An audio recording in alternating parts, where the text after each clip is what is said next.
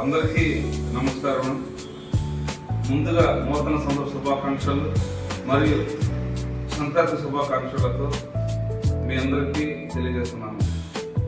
ఈరోజు స్వామి వివేకానంద జయంతి సందర్భంగా అశోక్యం మాతృక స్వతంత్ర సేవా సంస్థ ఆధ్వర్యంలో ఇటువంటి అనేక జాతి నాయకులు, సమాజ సేవకులు, స్ఫూర్తిదాతలు వంటి కార్యక్రమం నిర్వహిస్తూ నేటి ఉత్తరానికి వారి యొక్క అడుగుజాడలు, వారు నేర్పుతున్నటువంటి విధి విధానాలు, వారు నేర్పినటువంటి జ్ఞానంతో అనేక సేవా కార్యక్రమం నిర్వహిస్తూ ముందుకు వెళుతూ మంచి పాట నడిపినటువంటి అశోక్యం స్టూడెంట్స్ అందరికీ ముందుగా అభినందనలు తెలుపుతున్నాము.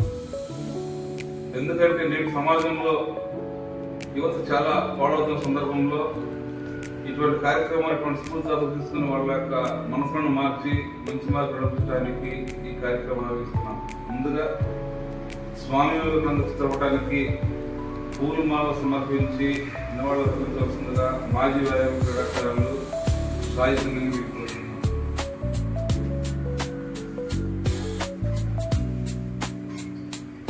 ముఖ్యంగా యువతకి ఆయన మంచి స్ఫూర్తినిస్తూ ప్రపంచ దేశాల్లో కూడా